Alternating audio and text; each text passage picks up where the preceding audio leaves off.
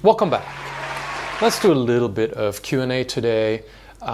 Question here from a reader who has got high diopter myopia and has a somewhat of a beginner question that should apply to other people. So if you have high diopter myopia, this one might be for you. I'll read you a little excerpt of this real quick.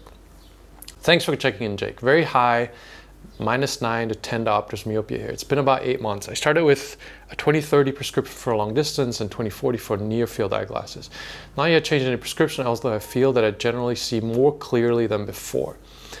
Disappointingly, I don't seem to be able to get better than 20/20 with my long distance contacts. I was hoping for 2015 vision.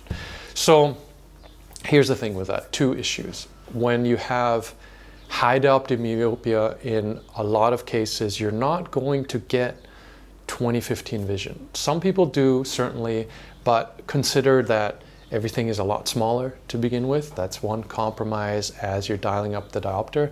And also, there's going to be a lot of limitations in the optical quality. You're going to get a lot more distortion. You're only going to get the right focal plane at the very center of the lenses, more noticeably. If you have any astigmatism, that also affects it. Of course, you don't have any worthwhile peripheral vision. So you don't really want to set your expectations extremely high for something like 2015 eyesight. 2020 is more than enough. That's the first point. So for this gentleman's issue, my first response would be there's no real benefit in looking for 2015. The second problem is if you're waiting for 2015 eyesight, besides it being not necessarily very likely unless you accomplish it regularly with previous corrections, the issue is at 2015 you're not really getting a lot of active focus challenge. If you think about it, of course, as all of these Q&As, it's a bit of an advanced topic. You think of your blur horizon distance, right? Like how far can you see before you start getting blur, enough blur to challenge your eyesight, challenging your eyesight to improve your eyesight. So if you're looking at 2015, that distance becomes pretty significant. With that, the likelihood that your active focus will be triggered without you having to consciously think about it, as well as active focus opportunities, are getting more limited at that distance. So 2015 vision is not really doing you any favors for active focus challenge. Even 2020 is a little bit on the high side. I personally like 2030 to 2040, somewhere in that range. Personal preference, obviously not for driving, blah, blah, whatever is legal, make sure that you're safe and legal and all that stuff. But generally speaking, like 2030 to 2040 for distance vision, I think works fairly well to get good active focus practice outdoors. You still see clearly at very useful distances.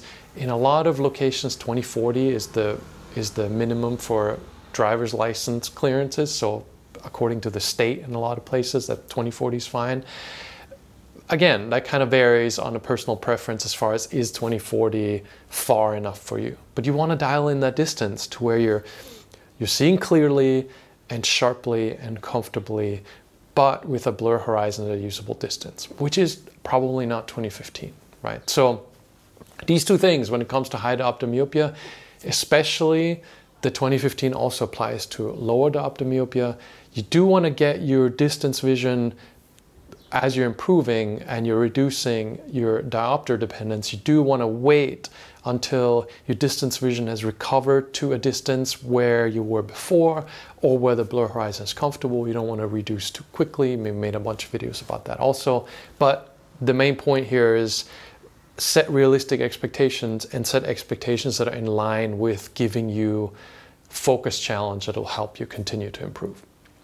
That's it. Quick one for today. If you like this video, give it a thumbs up. Subscribe to the channel, and I'll see you in the next one. Meow, meow, meow, meow.